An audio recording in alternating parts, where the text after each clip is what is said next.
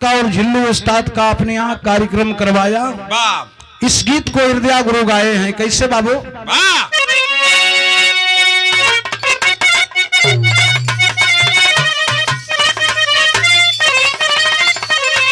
अरे ढही जाई मट्टिया के,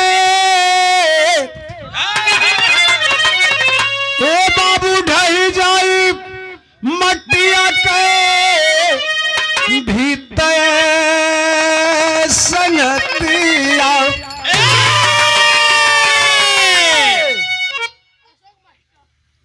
परम आदरणीय माननीय वंदनीय हमारे पिताश्री आप मल्लिकार महोदय श्री अशोक मास्टर साहब, आपकी ओर से कोटि कोटि प्रणाम।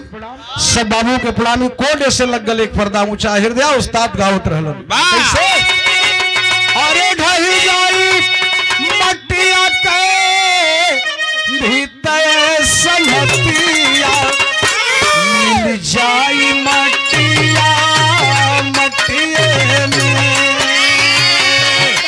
जाई मट्टिया के भीतर संगतिया।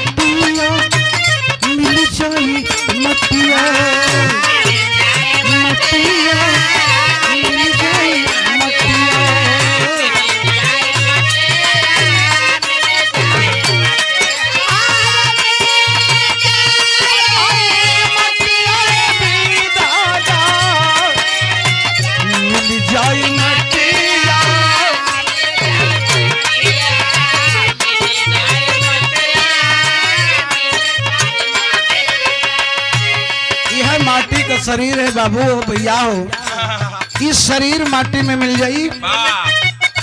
अभी अभी हमारे चाचा श्री सुदर्शन यादव जी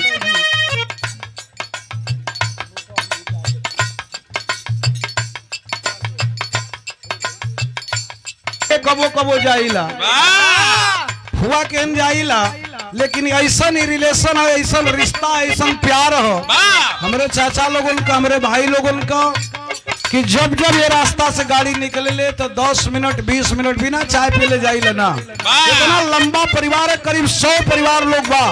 क्यों न क्यों बेटा जी, चचा बेटियन, बेटा बेटियन, भाई लोग बेटा जी हन, सादर 500 रुपया दे करके हौसला अफजाई किया गया। बाबूजी के प्रणाम, सब भैया के प्रणाम है। आखिरी एक लाइन और है,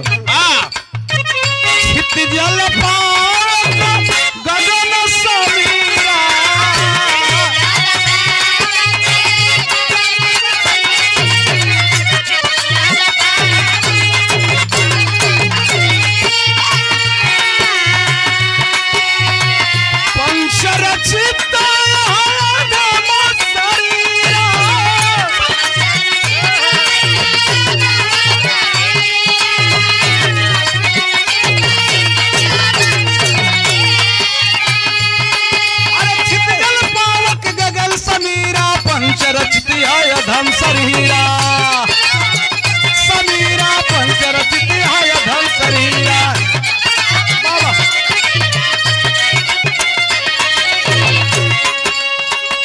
क्षितिजल पावक गगन समीरा पंच रचित धम समीरा।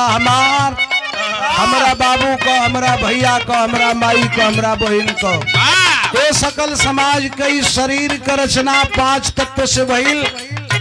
अच्छा ये भैया, ये कई माई के गोद में 5 बेटा हुन, कोई में केहू कप्तान हो जाता, केहू किसान बा, केहू मजदूर हो जाता।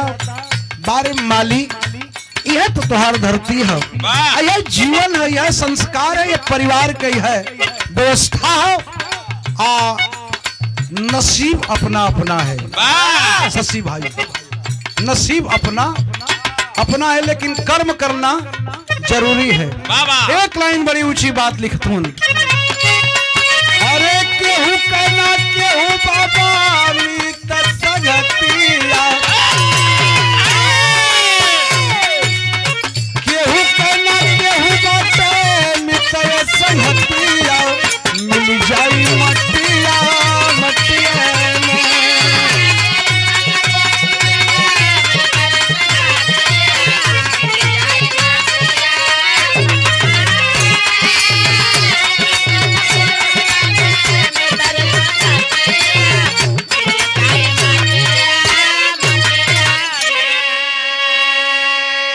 क्यों दुख बांटे वाला नहीं खे। ये हंस जब जब उड़ा है तो मात्र अकेला उड़ा है।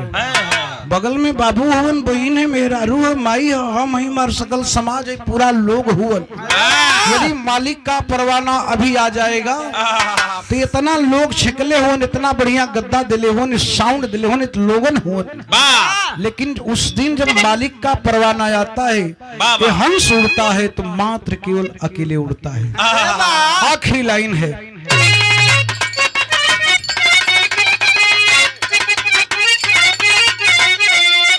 अरे स्वामी बिहारी पत्तू छबर गई लगाई के,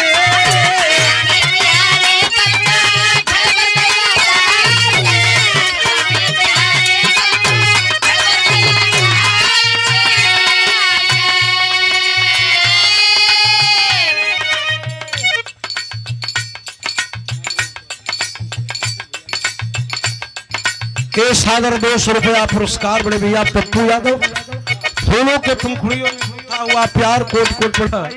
एगो लइकवा तनी तुतना बोलला, हम कहली बेटा आज हमन तोरे घरे रहल जाई, तोर बाबू कहां गलो? नी बेचारू गई रहन खेत उतरे, कोई खेतवा में दू मिला रहलन, दोनों भाई रहलन, अपने में लाट के झगड़ा कतो कहे साले हमारी यहाँ से, वो कहे साले ये जे बेचारू उलझ गई ना नथुनी भाई बड़ा बढ़िया आदमी हुआ, भेड़ रख ले 8-10 खानदानी है। लड़कवा काली तोर बाबू तो नहीं तत्ता बाबू मम्मी के पास गए हैं, दौल हुआ तो दे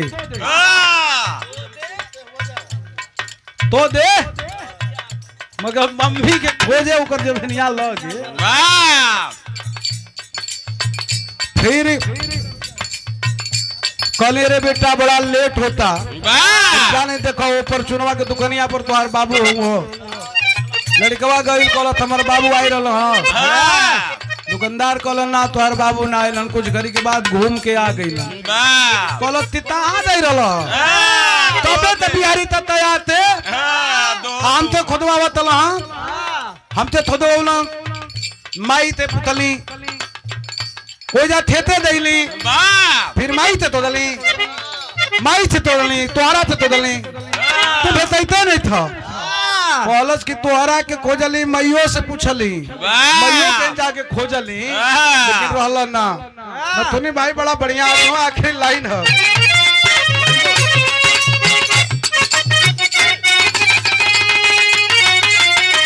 कि स्वामी बिहारी पत्तू छबर का घर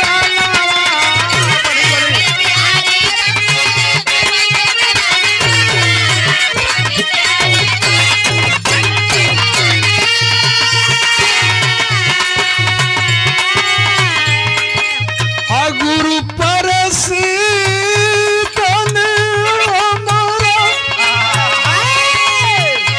हो गई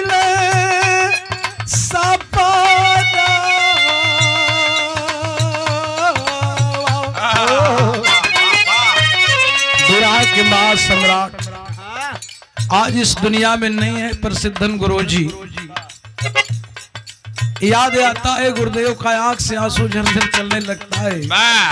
अपने जमाने से लेकर स्वर्गीय रामदेव गुरु के जमाने में, सुखनंदन गुरु के जमाने से, चंद्रिका गुरु बाबा रतन लाल के जमाने से जो गीत लिख करके चले गए, आज तक उस गीत का कोई जोड़ नहीं दिया, लेकिन चले गए, जाना सबको है। कैसे? अरे बिहारी अरे गुड्डू सब करे मित संगतिया, मिल जाई